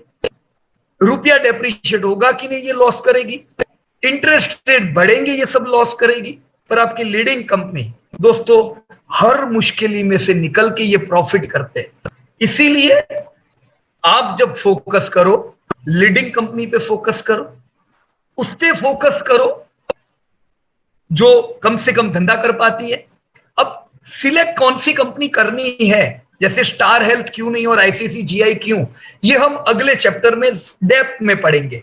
दोस्तों नेक्स्ट चैप्टर क्वालिटी का है। क्वालिटी एनालिसिस के बाद आपको ये कंफ्यूजन रहेगा ही नहीं नहीं, पर अभी के लिए इतना जान लो लीडर कंपनी का पकड़ने का, क्योंकि ये लीडर कंपनी का बहुत बड़ी। ऑलराइट, तो नाउ मैं और आगे बढ़ता हूं। अल्पेश भाई के साथ हमने कुछ कंपनियां यहां पे देखी। यहां पे अल्पेश पटेल की जो कंपनियां हैं, एरोस्पेस, अगर मैं क्लिक करूं तो H&D टू कंपनीज। अब ये जो पीछे वाली कंपनियां है ना, ये दोस्तों 2010 में भी देखा ये लॉस करती थी, पर तब मेरे मन में ये होता था ये प्रॉफिट करेगी, आज छोटी ये कल बड़ी बनेगी। दोस्तों नहीं बनती है ये बड़ी, राइट। और BEL मैंने जब निवेश किया तब दोस्तों HAL थी ही नहीं मार्केट में, भारत इलेक्ट्रॉनिक्स थी, छोटी कंपनी। BEL भी कोई बड़ी कंपनी नहीं थी, पर वो कम से कम दूसरी कंपनियों से बड़ी थी। कंपनी बहुत अच्छी थी, कंसिस्टेंट प्रॉफिट करती थी। हमने BEL में पैसे लगाए और देखो आज BEL ने हमको हर साल डिविडेंड दिया। और अभी मेरे ख्याल से ये भाव जो 229 देख रहे हो, ये कितने ही बोनस और स्प्लिट के बाद का भाव है। कम से कम 20-25 गुना BEL ने करके दिया है। अभी भी हम होल्ड कर रहे हैं क्योंकि हमको पता है अभी तो इंडिया की शुरुआत नहीं हुई है। इंडिया डिफेंस पे फोकस कर रहा है दोस्तों। हमने तब पैसा लगाया था जब डिफेंस पे इतना फोकस ही नहीं था, फिर भी BEL 10-10, 15-15% ग्रोथ करती थी। अब जब डिफेंस में देश पैसा लगा रहा है, मैं आपको बता दूं दोस्तों, चाइना का डिफेंस पे जितना इन्वेस्टमेंट है जीडीपी के मुकाबले, हम उससे ज्यादा इन्वेस्ट कर रहे हैं। तो अपने प्राउड की बात होनी चाहिए, we are doing very good thing in defence. BEL का धंधा किधर जाएगा ये हम अगले कुछ चैप्टर पढ़ेंगे तब पता चलेगा। But focus on leading companies. क्यों ये कंपनी 15-16 हजार करोड़ का धंधा करती है, और क्यों ये जो सिक्का, ये तैका, ये अपोलो, ये 200-300 करोड़ का धंधा करने में थक जाते हैं? क्योंकि ये ब्रांड बना रही है BEL। BEL जो प्रोडक्ट बनाती है दोस्तों, दूसरे कंट्रीज इनकी प्रोडक्ट इस्तेमाल कर रहे हैं नाइट व्यूइंग के लिए। कई प्रोडक्ट इनकी है जो आज दूसरे कंट्रीज इनसे लेते हैं, right friends. So focus focus focus. कंपनियों के नाम देख लो, अगली बार जब ये कंपनी देखो आपको पता चलना चाहिए this is from defence, right. So this work, ये जो काम किया है अल्पेश भाई ने, ये जबरदस्त काम लगेगा आप लोगों को। एयर कंडीशन में वोल्टास लीडर है। जब हमने 10 साल पहले वोल्टास में पैसा लगाया, उस समय भी वोल्टास लीडर था दोस्तों। लीडर चेंज नहीं होते जनरली। ब्लू स्टार, वो समय इनके मार्जिन बहुत ही कम थे। एम्बर, ये डायरेक्ट ओरिजिनल इक्विपमेंट मैन्युफैक्चरर नहीं है, ये ओरिजिनल इक्विपमेंट मैन्युफैक्चर को माल देने वाली कंपनी है। Hitachi is also big company, पर सबसे बड़ा खिलाड़ी कौन है? वोल्टास। अब वोल्टास का ग्रोथ कितना है अल्पेश भाई 4 साल का? 5.3%। क्या ये अच्छा ग्रोथ है? Average, it is average, yes average. देखो जनरल इंश्योरेंस आपका 20% से बढ़ रहा है और ये वोल्टास का खाली 5% से धंधा बढ़ रहा है। पर अब उसके साथ ये भी देखो कि इंडिया की अभी कैपेसिटी नहीं है, इंडिया इतना कैपेबल भी नहीं है कि वो AC हर घर में लगे। क्या है ऐसा कैपेबल? करंटली जो सिनेरियो है वो इस सबसे नहीं लग रहा है। नहीं है, पर ये अभी तो चलो फिर भी एवरेज इंडिया की इनकम 1.25 लाख है और ये पिछले 5-6 सालों में अच्छी बढ़ी है। हम अगर 2000 की बात करें तो आधा इंडिया पॉवर्टी लाइन में, और हम उम्मीद करेंगे वोल्टास का धंधा बढ़े, ये हो सकता है क्या? Not possible, right. अभी भी एसी मुश्किल से 8% पेनिट्रेटेड हुआ है। इंडिया की कुछ सिटी है, चंडीगढ़ जिसको हम कह सकते हैं 90% पेनिट्रेशन, हाईली पेनिट्रेटेड। गोवा एक ऐसा सिटी है जहां पे बहुत टूरिज्म है, जहां पे पैसा अच्छा होगा वहां पे एसी बिकेंगे, पर पूरा इंडिया अभी इसके लिए बना नहीं है। पर आने वाले 10 सालों में दोस्तों कान खोल के सुन लो, दुनिया में जितने एसी बिकेंगे 50% एसी मेरा भारत बेचने वाला है। 50% एसी इंडिया कंज्यूम करेगा दुनिया के, क्योंकि इंडिया की इनकम दुनिया में सबसे ज्यादा तेजी से बढ़ने वाली है। तो लोगों को अभी भी होता है मेरे को एसी चाहिए। अब आप देखोगे एक एक घर में 3-3 एसी लगेंगे। तो वो समय आ गया है, हमें फोकस करना चाहिए, राइट फ्रेंड्स। इस साल भी ग्रोथ आ रहा है धीमे धीमे, पर उम्मीद मत करो कि अभी इसमें अच्छा ग्रोथ आ जाए। आप इसमें जगह बना के बैठो और कल सुनहरा अपना होगा, राइट। यहाँ पे वोल्टास का धंधा कितना है? 8,000 crore, right. Leader Voltas, Hitachi का आपने धंधा नहीं लिखा है, लेकिन फिर भी ये लीडर नहीं है। एम्बर का ग्रोथ कितना है सर? हाई ग्रोथ है ना।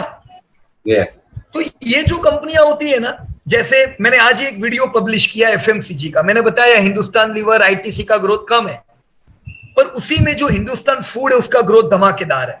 लेकिन वो प्रॉफिटेबिलिटी उसकी इतनी अच्छी नहीं रहती है, क्योंकि वो दूसरों को खाली प्रोड्यूस करके दे रहा है, उसकी खुद की कोई ब्रांड नहीं होती है, तो उसको बेचारे को दब के रहना पड़ता है, उसके मार्जिन बहुत कम होते हैं। वैसा ही यहाँ पे भी होता है। वोल्टास ब्रांड है, एम्बर के पास ब्रांड नहीं है। ये मोबाइल की कंपनियां और अलग अलग कंपनियों को प्रोडक्ट देंगे तो ग्रोथ बढ़िया रहेगा, पर वॉलेटिलिटी बहुत रहेगी, क्योंकि प्रॉफिट इनके कम होते हैं, राइट सर। जितने सेक्टर धीमे धीमे आप देखोगे, आपका ब्रेन ऑटोमेटिकली वायरिंग होना चालू हो जाएगा कि हम कैसे देखें इन सेक्टर को। सर मुझे एक खास बात यहाँ पे और एक लगी, इनका धंधा कितना है? 8,000 करोड़। 8,000 करोड़। इनको मार्केट कैप कितना मिल रहा है? 32,000 करोड़। 32,000। कितना गुना ज्यादा?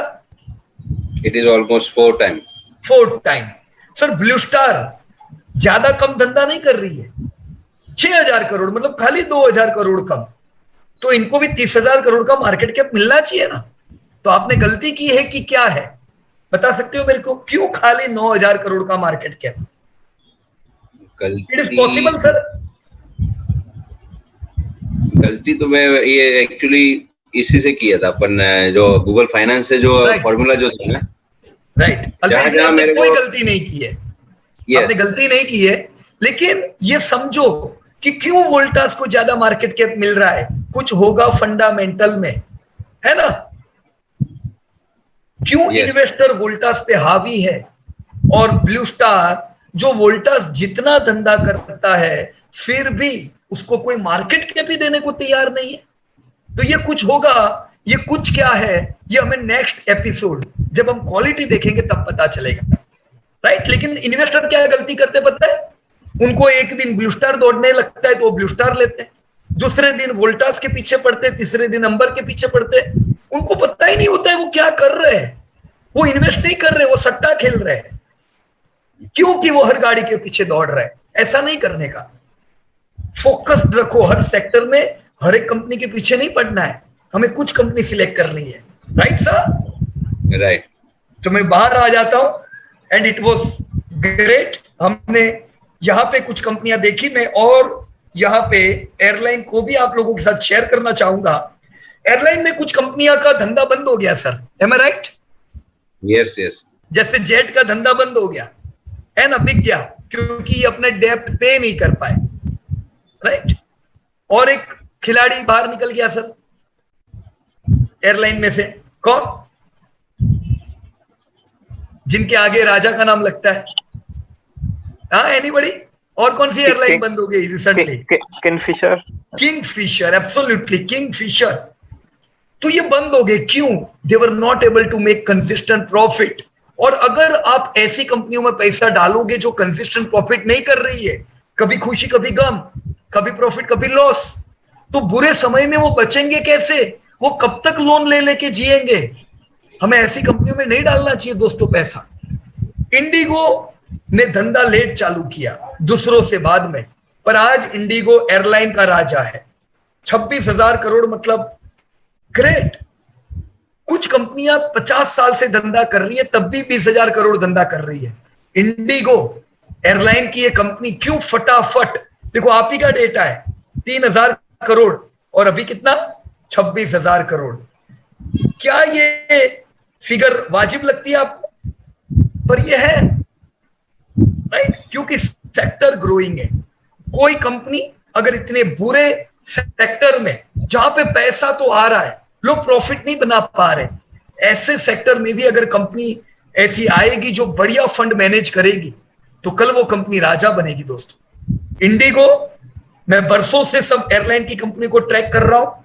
स्पाइस जेट कभी प्रॉफिट कभी लॉस, जेट को तो मैंने कभी प्रॉफिट करते देखा ही नहीं। किंगफिशर कभी प्रॉफिट नहीं करती थी, तो सब बंद हो गई। स्पाइस जेट टिकी क्यों है? कम से कम ये कभी कभी प्रॉफिट करती थी। मैं दोस्तों एक कंपनी आपको बताऊं, इंडिगो ही एक ऐसी कंपनी है जिसने पूरे पूरे समय में प्रॉफिट किया है। खाली कोविड काल में दोस्तों ये कंपनी लॉस में आ गई, क्योंकि कोविड में आप लोग प्लेन में बैठने नहीं जाते थे, धंधा ही नहीं था इन लोगों का। तो हमें उम्मीद भी नहीं रखनी चाहिए कि भाई इंडिगो तुम प्रॉफिट कर सकते हो। नहीं तो मैं इतने बरसों से कंपनियां ट्रैक कर रहा हूं, बुरे से बुरे समय में इंडिगो निकल के आई थी, प्रॉफिट किया था। इसलिए आप देखो 65,000 करोड़ का मार्केट कैप मिल रहा है। ये हो सकता है दोस्तों अगर 2-3 साल अच्छे निकल जाए एयरलाइन के। देखो धंधा तो वापस चालू हो गया है, आपने देखा ना, ये साल 70% से ग्रोथ हुआ है इंडिगो का, तो ये वापस मैदान में आ चुके हैं दोस्तों। ये कंपनी निफ्टी 50 में आ जाएगी इंडिगो आने वाले 4-5 साल में। उम्मीद करनी चाहिए Indigo would be in Nifty 50, right? So let me come back from airline to another participant. मैं यहां वापस A to Z करता हूं, and Akhilesh Chauhan. Yes Akhilesh ji, you can unmute yourself. Let me check, मेरे ख्याल से मीटिंग में नहीं है क्या चौहान भाई? ओके, आई थिंक मीटिंग में शायद नहीं है। अगर हो तो आप अपने आप को अनम्यूट कीजिएगा। लेकिन देखो अखिलेश भाई ने जो काम किया है ना, एक ब्रेवरेजेस एंड डिस्टिलरी पे। दोस्तों ब्रेवरेजेस कैसा सेक्टर है? ब्रेवरेजेस यानी क्या, मुझे कोई बता सकते हैं चैट बॉक्स में लिख के? ब्रेवरेजेस यानी क्या? अल्कोहल वाली कंपनियां आती होगी इसके अंदर। ब्रेवरेजेस में वैसे तो सब आती है, दूसरी भी, पर अल्कोहल बेवरेजेस में कई कंपनियां हैं। अब देखो ये वो सेक्टर है ब्रू जो डिमांडिंग सेक्टर होता है। कोई भी ऐसा देश जो डेवलपिंग से डेवलप्ड हो रहा हो, वहां के लोगों की जेब में पैसे आते रहते, मतलब वो कमाई उनकी बढ़ती रहती है। दोस्तों ऐसी कंट्री की जो जनरेशन होती है वो खर्चा बहुत करती है ब्रेवरेजेस पे, क्योंकि वो टूरिंग बहुत करती है, वो घूमते बहुत है, राइट? उसके साथ वो ब्रेवरेजेस पे भी खर्चा करेंगे। ये सेक्टर को हम 2 विभाजन में बांट सकते हैं। कोई मुझे कह सकता है कौन से विभाजन? एक अल्कोहलिक बेवरेजेस और एक कौन सा? Non alcoholic. दोस्तों नॉन अल्कोहलिक की कोई भी कंपनी आपको पता हो? यस आप लिख सकते हो चैट बॉक्स में। देखो डॉक्टर विमल ने बढ़िया लिखा है कोल्ड ड्रिंक। सर बिल्कुल सही बात है। बाबूराज जी ने लिखा है लिकर, यस सर। विमल जूस। विनोद भाई ने लिखा है वरुण बेवरेजेस, बिल्कुल सही बात है विनोद भाई आपकी। देखो alcohol beverages and non alcoholic beverages, तो अल्कोहल में तो आपकी सब अल्कोहल वाली कंपनी आएगी, पर नॉन अल्कोहल में कौन आएगा? कोको कोला, पेप्सी जैसी कंपनियां। अब ये सेक्टर दोस्तों इंडिया में धमाकेदार बढ़ने वाला है, मतलब इसको आपको उम्मीद रखनी चाहिए। मिलेनियल क्या करते हैं? मिलेनियल को नॉन अल्कोहलिक बेवरेजेस तो चाहिए ही चाहिए, फिर चाहे वो जूस हो या चाहे वो कोको कोला और पेप्सी हो। एम आई राइट और रॉन्ग? ये सेक्टर 15-20% नहीं, 20% से ज्यादा से बढ़ना चाहिए, पर अभी आपके पास कोई चॉइस नहीं है, क्योंकि इंडिया में सबसे ज्यादा पेप्सी बिकती है कि कोका कोला बिकता है? कौन बताएगा मुझे, इंडिया में क्या बिकता है, पेप्सी की कोका कोला ज्यादा? पेप्सी। पक्का सर पेप्सी? शैलेश भाई ने लिखा है कोक। अभी आप ये समझो कि कौन बिकता है, वो कैसे अंदाजा लगाने का पता है? Coca Cola generally Indian team को कौन स्पॉन्सर करता है? इंडिया की टीम को कोका कोला।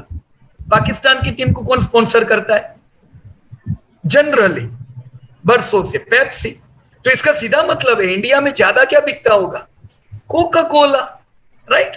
और कोका कोला का एडवर्टाइजमेंट पे काफी बजट होता है, तो इंडिया पे दाव लगाता है, राइट?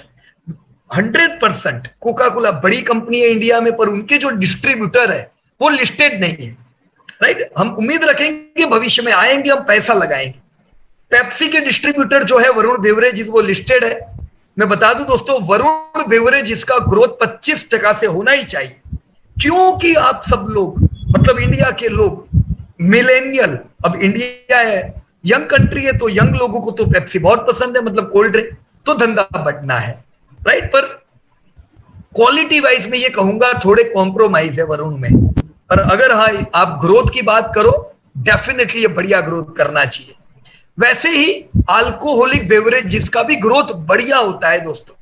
चाइना में कुछ कंपनी थी छोटी छोटी अल्कोहल की, चाइना डेवलप कंट्री बन गई, वो छोटी कंपनियां बड़ी बन गई, तो जिन्होंने पैसा डाला बढ़िया बढ़ा। अब इंडिया भी वही रास्ते पे जा रहा है, राइट? ब्रेवरेज इसकी एक ड्रॉबैक है कि इसको सोसाइटी में एक्सेप्टेड नहीं मानते, तो सरकार भी इस पे टैक्स लगाती रहती है, एक्साइज ड्यूटी लगाती रहती। तो सिगरेट, ब्रेवरेजेस, कसिनो, ये सब कंपनियों को हमेशा डर लगता है। जब यूं ही कोई और पर्पस की भी मीटिंग हो रही हो जीएसटी की, इनको डर लगेगा कि यार कहीं गलती से हम पे जीएसटी ना बढ़ जाए, राइट? तो अगर ब्रेवरेजेस में, अल्कोहल में आप पैसा लगा रहे हो, डेफिनेटली ग्रोथ होना चाहिए, पर साथ में तैयार रहो, नेगेटिव न्यूज आते रहेंगे तो आपको पचाने पड़ेंगे। आप बोलो यार मेरे साथ ऐसा क्यों हुआ, मैंने ये कंपनी में डाला, ना जीएसटी बढ़ गया, ना पैसा मेरा घट गया। वो हो सकता है तैयारी रखने की, कम स्टेक रखने का, but yes you will see very good growth in beverages. पिछले कुछ सालों में हमने ग्रोथ नहीं देखा है, मंदी का समय है, और मंदी के समय पे क्या होता है, लोग बोलते होंगे कि मैं तो दुखी में पी रहा हूं, लेकिन वो गलत बात है। पार्टी में ज्यादा बेवरेजेस का यूज होता है।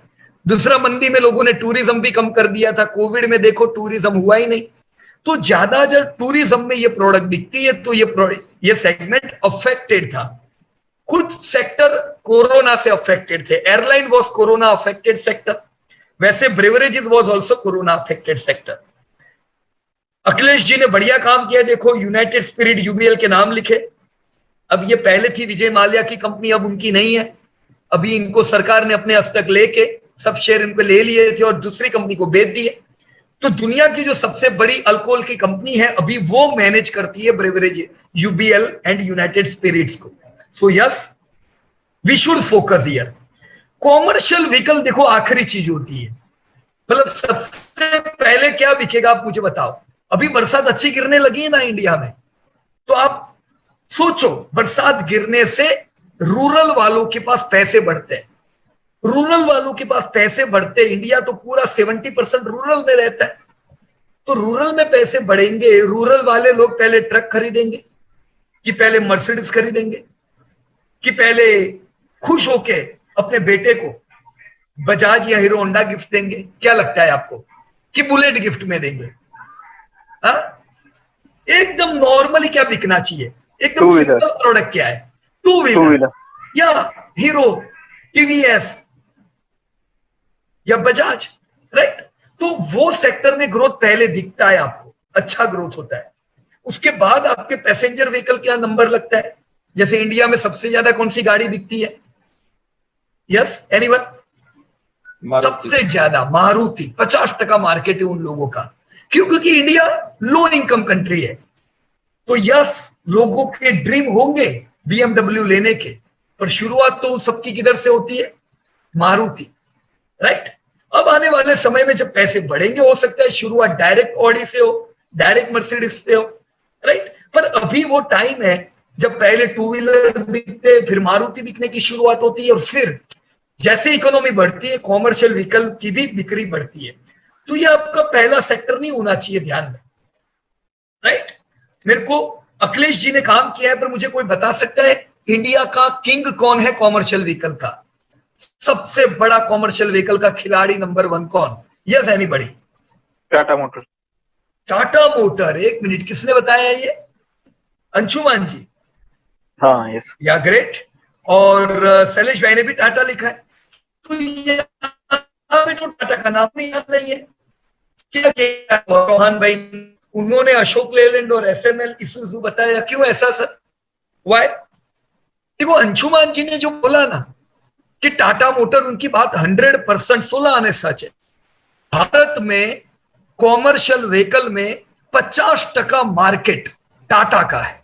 बड़ा मार्केट है उन लोगों का, क्योंकि वो सबसे पहले खिलाड़ी थे इंडिया में कॉमर्शियल व्हीकल में, और उन्होंने अपनी जगह अच्छी बनाई हुई है। पर टाटा मोटर ने पैसेंजर कार में भी धंधा किया और दुनिया भर की बड़ी बड़ी कंपनियों को खरीदा। आप जानती ही हो, रेंज रोवर जैसी, राइट। तो अभी टाटा मोटर को 50% से ज्यादा धंधा किधर से आने लगा है? याद है ना वो नियम 50% वाला? आईटीसी सिगरेट से निकल गई। वैसे कॉमर्शियल व्हीकल में अभी टाटा मोटर का नाम नहीं, because their main turnover comes from world wide passenger car, right. India में होगी कॉमर्शियल व्हीकल की बड़ी कंपनी टाटा मोटर, पर टाटा मोटर है अभी हमारे लिए यूटिलिटी की कंपनी। कॉमर्शियल व्हीकल में अशोक लेलैंड एंड एसएमएल है। पर मैं बता दूं दोस्तों, कॉमर्शियल व्हीकल को आपको कौन सी नजर से देखना चाहिए पता है? इकोनॉमी बढ़िया, कॉमर्शियल व्हीकल दौड़ेंगे। इकोनॉमी बुरी, कॉमर्शियल व्हीकल टूटेंगे। आप कंसिस्टेंसी एक्सपेक्ट ही नहीं कर सकते कॉमर्शियल व्हीकल से। कंसिस्टेंसी वहां नहीं मिलेगी, कहीं और मिलेगी, right. So now I am moving towards Akshay Sogani. So yes, Akshay bhai, are you in the meeting right now? If you are there, you can unmute yourself, sir. हाँ सर। Yes, Akshay bhai. आपने rubber sector पे काम किया है sir? हाँ sir. Right? तो rubber यानी कौन सा सेक्टर हुआ सर ये? सर मैंने रैंडम भी उठा लिया था, मतलब सर रैंडम नहीं ले लिया था? कोई बात नहीं अक्षय, रैंडम नहीं भले लिया, राइट। पर देखो ये रबर जो है ना, इसको हम पुराने जमाने की इंडस्ट्री बोलेंगे, राइट। जैसे एग्रीकल्चर एक पुराने जमाने की इंडस्ट्री है, राइट। अभी ज्यादा बिजनेस किधर से इंडिया को आता है? Service sector, manufacturing, IT, technology, वहां से। तो वैसे ही रबर जो है वो बहुत ज्यादा ग्रोथ नहीं देता है, राइट। जहां पे जो कंपनी है बहुत छोटी छोटी होती है। जैसे इसका मार्केट कैप कितना है अक्षय? 4441। अब सोचो 4000 करोड़ का मार्केट कैप, यानी कंपनी कितनी बड़ी होगी आपकी? बहुत बड़ी होगी क्या? अब रबर इंडस्ट्री तो बरसों पुरानी है, 50 साल पुरानी इंडस्ट्री होगी, तो भी क्यों कंपनियां इतनी छोटी छोटी है यहाँ पे? क्योंकि यहां देखने दो, अगर रबर है तो मैं सीधा लिंक कर देता हूं, क्योंकि आपने लिंक नहीं किया है। ओके, मेरे को दिख नहीं रहा है। आप ऐसे लिंक कर देना अक्षय इसको, राइट, ताकि डायरेक्टली आप रबर पे चले जा सको। हाँ राइट, या ओके। तो रबर की कंपनियां पुरानी होने के बावजूद छोटा टर्नओवर करती है, और इसीलिए कंपनियां कोई बड़ी नहीं है। इसको बिल्कुल फोकस करने की सर जरूर नहीं है। ऑलराइट सर, तो अक्षय आपको दूसरे सेक्टर पे काम करना पड़ेगा, करोगे? हाँ सर। Right, okay. सो अब मैं और आगे बढ़ता हूं। यहाँ पे बेवरेजेस का हमने देखा, आपका डेटा कहता है 12,18,000 करोड़ का मार्केट कैप है, पर ये गलत है।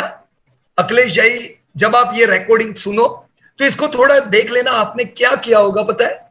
वो करोड़ का डिवाइड नहीं किया है, इसलिए ये 12 लाख बता रहा है। असल में 1 लाख करोड़ का मार्केट कैप है बेवरेजेस का, बराबर है सर?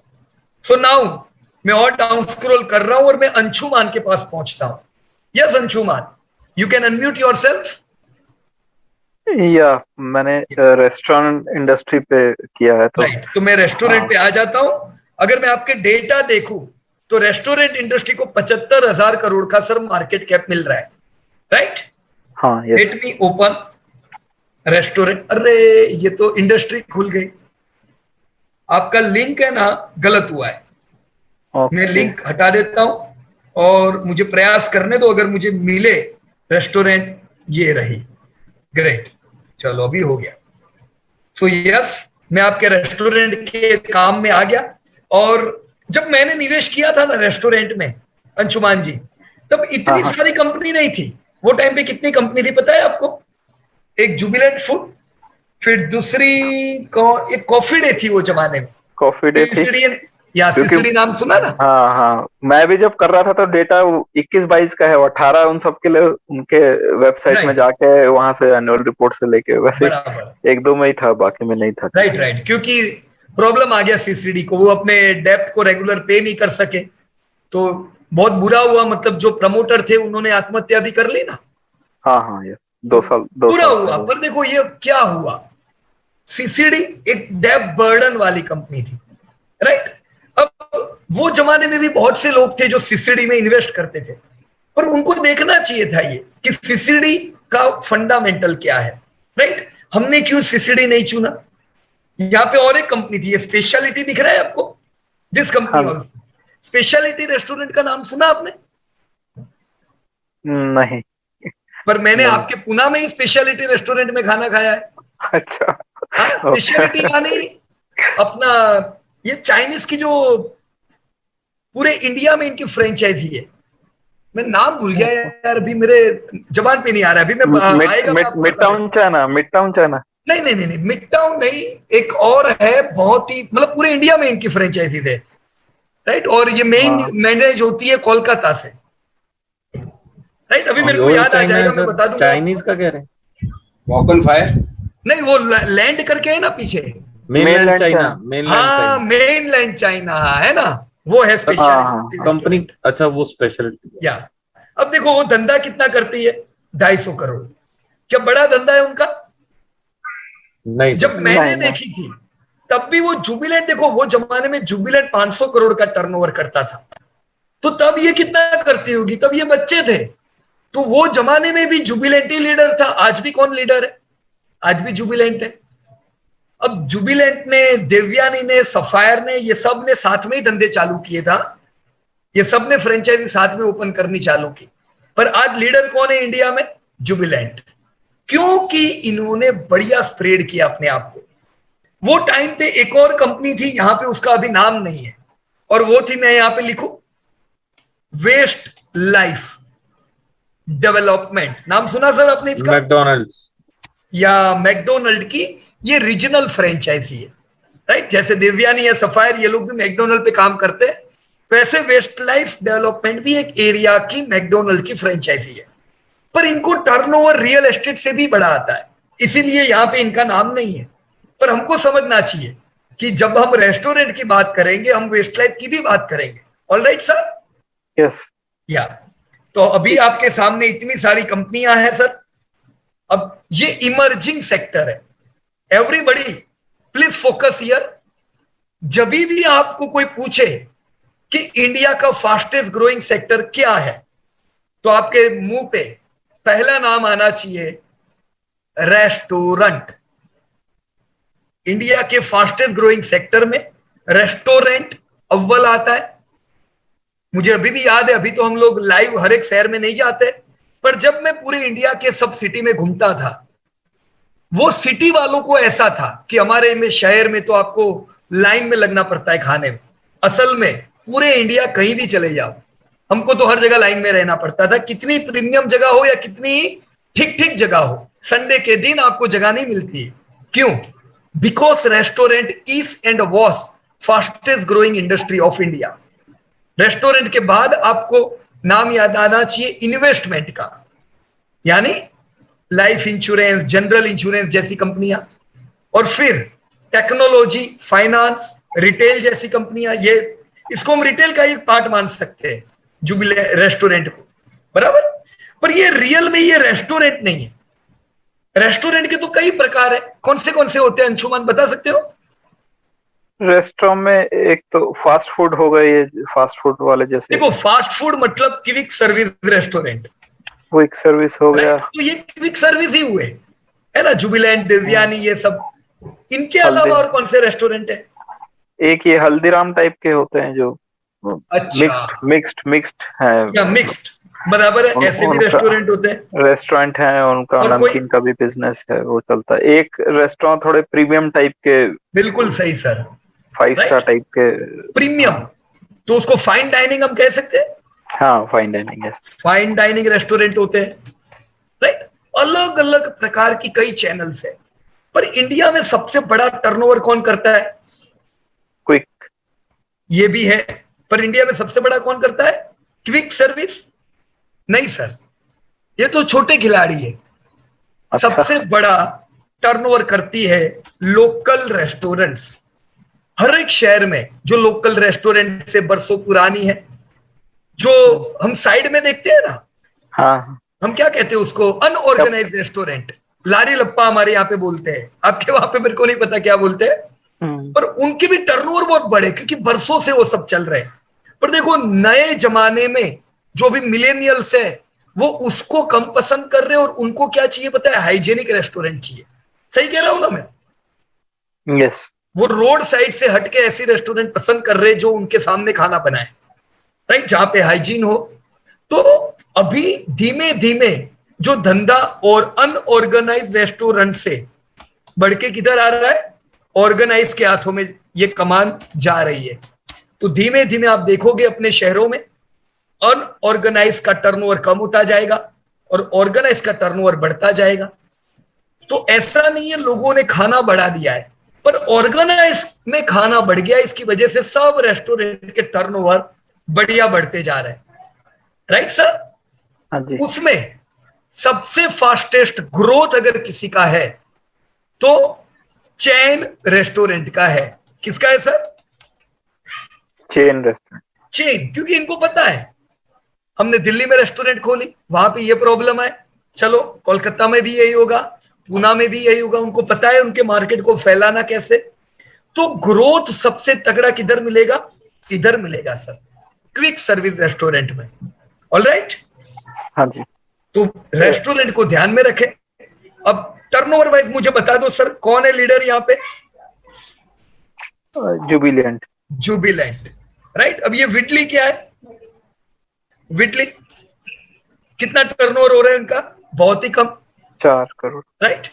अभी हमने बॉम्बे में एक मीटिंग रखी थी, मुंबई में, जस्ट यही में लास्ट महीने में 5 तारीख, 5 तारीख को थी। हाँ। या वो जो होटल में थी, एयरपोर्ट पे ही वो होटल है, मैं नाम भूल गया अभी। ऑर्चिड, या ऑर्किड। तो वो जो ऑर्चिड होटल जो बॉम्बे वाली है, वो मैनेज करती है कामत होटल्स। तो जो कामत होटल्स, वो होटल में भी है आपके महाराष्ट्र में, अच्छा खासा उनका टर्नओवर है। वो बड़ी ग्रुप नहीं है, पर चलो वो अच्छा खासा करते हैं। उन्हीं की ये बेटी संभालती है ये विडली, राइट। तो मतलब ये छोटे खिलाड़ी है। अब जब मैं निवेश कर रहा हूं तो मेरे को क्या चाहिए पता है? रीजनल प्लेयर में अगर मैं निवेश करूंगा तो कुछ प्रॉब्लम कैसे आ सकते हैं, जैसे मैं बताऊं आपको। फॉर एग्जाम्पल, मैंने खाली महाराष्ट्र में चलने वाली फ्रेंचाइजी में निवेश किया। कल मान लो कुछ प्रॉब्लम हुए महाराष्ट्र में और दूसरी जगह सब ठीक चल रहा है, तो वो रेस्टोरेंट इंडस्ट्री अफेक्ट होगी, होगा कि नहीं ऐसा? हाँ, यस। तो हम ये रीजनल प्लेयर नहीं ले सकते। कल मैंने कोलकाता में चलने वाली कंपनी में निवेश किया और मान लो कोलकाता में कुछ प्रॉब्लम आए तो मेरा तो टर्नओवर ठप। हमें ऐसी कंपनी चाहिए जो नेशनल प्लेयर हो। नेशनल प्लेयर को हमेशा अपनी सेफ्टी रहती है, नेशनल प्लेयरों की, वो डिपेंड नहीं होते रीजन पे। Alright sir? हाँ जी। या तो यहाँ पे एक डाउट था पीयूष भाई। ये सर कहिए। आप जैसे आप कॉफी डे को देखें तो ये डेटा गलत है क्या? ये मैंने लिया तो उनका, बिल्कुल सही डेटा है आपका। देखो, कॉफी डे इतना छोटा टर्नओवर नहीं करता था। हाँ, 142 से। हाँ, राइट। पर ये क्या हुआ, प्रॉब्लम में आ गई ना कंपनी। हाँ, तो ये जो धंधा है, ये धंधा ही नहीं है, ये अदर इनकम का धंधा इनके पास आ रहा है। पर ये जब पर मार्केट कैप इसका अभी भी दिखता है, तो मतलब लोग शेयर पकड़ के बस बैठे हुए हैं क्या? आगे कभी बढ़ेगा तब? ये इसका मार्केट कैप कितना था पता है सर? जुबिलेंट जितना था। अच्छा। दोनों का मार्केट कैप एक जितना चलता था एक जमाने में, क्योंकि दोनों एक जितना टर्नओवर करते थे। पर क्वालिटी इनकी अच्छी नहीं होने के कारण धीमे धीमे इनका मार्केट कैप गिरने लगा। और हुआ क्या? प्रॉब्लम में आ गई कंपनी तो ये तो इनका मार्केट के बहुत गिर गया, 10 गुना डाउन हो गया, राइट। तो इतना तो मार्केट कैप रहेगा, क्योंकि खुद प्रमोटर के भी तो शेयर रहते हैं, वो कौन बेचेगा, राइट। पर देखो आप देख रहे हो ना 40% धंधा डाउन। अब देखो मैं मानता हूं रेस्टोरेंट का कोरोना की वजह से वैसे भी धंधा डाउन है, ये 9-10% अच्छा नहीं लगता है हमें, ये अच्छा ग्रोथ नहीं है, क्योंकि मैं इसको बरसों से ट्रैक कर रहा हूं, मैंने देखा है 20-25% से रेस्टोरेंट इंडस्ट्री बढ़ती है। पर कोविड में रेस्टोरेंट सब बंद रहे तो इंडस्ट्री भी अफेक्ट हो गई, इसलिए आप ये कम ग्रोथ देख रहे हो। बाकी इंडिया का फास्टेस्ट ग्रोइंग सेक्टर है, राइट। देखो इस साल कैसा ग्रोथ आया, धमाकेदार वापस। आप ये सेक्टर में आने वाले समय में भी 20% ग्रोथ की उम्मीद रख सकते हो सर। ऑलराइट अंशुमान जी। हाँ जी, तो इसको फोकस करिएगा। देखो अभी कंपनी नहीं ले लेने की, अभी हमने लीडर देखा है, हम नेक्स्ट वीक जो एक्सरसाइज करेंगे ना उसमें हम क्वालिटी पैरामीटर पढ़ेंगे, ताकि मुझे ये भी पता चले कि चलो धंधा तो जुबिलेट करती है बढ़िया, पर क्वालिटी किसकी अच्छी है। ऑलराइट हाँ जी, या तो अभी मैं वापस से यहाँ पे बाहर आ जाता हूं। और अब दोस्तों आपने इतने सारे सेक्टर्स पे काम किया, वो बहुत ही अच्छा था, लेकिन अभी बहुत सेक्टर बाकी है, राइट। और मैं चाहूंगा इसमें बहुत से फास्टेस्ट ग्रोइंग सेक्टर है, आपने वो छोड़ दिए, राइट। फास्टेस्ट ग्रोइंग सेक्टर छोड़ देंगे तो फिर हम कैसे पैसा कमाएंगे। Friends please focus on growing sector. मैं चाहूंगा हम एक और हफ्ता लेंगे, हमको ये चैप्टर को खत्म नहीं करना है कैसे भी करके, हमको प्रॉपर एनालिसिस करना है, राइट। तो यहाँ पे काफी लोगों ने, देखो यहाँ मैं देख रहा हूं बाबूराज जी ने भी काफी सेक्टर पे काम किया। हमारी बाबूराज जी से बात नहीं हो पाई है, पर यस नेक्स्ट वीक हम 20 से चालू करेंगे बाबूराज जी से। गौरव ने किया एल्यूमिनियम पे काम, पर गौरव भाई दूसरे सेक्टर पकड़ना, एक सेक्टर से काम नहीं होगा। मकरन जी ने बढ़िया काम किया, ग्रेट मकरन जी, शाबाश, आपने 12 सेक्टर पे काम किया, बहुत ही बढ़िया। पर मुझे खेद है मैं ये वीक बात नहीं कर पाऊंगा, नेक्स्ट वीक हम आप लोगों से शुरुआत करेंगे। शैलेश परब, मनीष मेहता जी, यस आपने 2 बिजनेस पे काम किए, हमें और बिजनेस देखने पड़ेंगे मनीष जी, राइट, क्योंकि ये दोनों काफी नहीं है, राइट। कुछ और 2-3 सेक्टर हो सके तो नेक्स्ट वीक देख लीजिएगा। शैलेश परब जी के लिए जोरदार ताली होनी चाहिए। 17 सेक्टर आसान नहीं है, राइट, ग्रेट, मेरी ओर से ताली। सो दैट्स वंडरफुल शैलेश भाई। पर हम देखो आज बातचीत नहीं कर पाएंगे, पर देखो नेक्स्ट वीक हम बाकी लोगों को भी मौका देते कि हो सके उतने सेक्टर लो। दोस्तों मेरे को एक भी ब्लैंक नहीं चाहिए। दूसरा यहाँ पे मुझे 250 लाख करोड़ चाहिए, तभी हम इंडिया को समझ पाएंगे, right. So still we have 1 week to work. Next week आप सब लोग काम कीजिए पूरे सेक्टर पे। हमने आज कुछ बातचीत की, मुझे उम्मीद है इससे भी थोड़ी क्लैरिटी आप लोगों को मिली होगी। पर नेक्स्ट थर्सडे जब हम बात करें, हमारे सामने पूरा इंडिया होगा, हमें पता होगा which are the fastest growing sector of India and which companies are in those sector.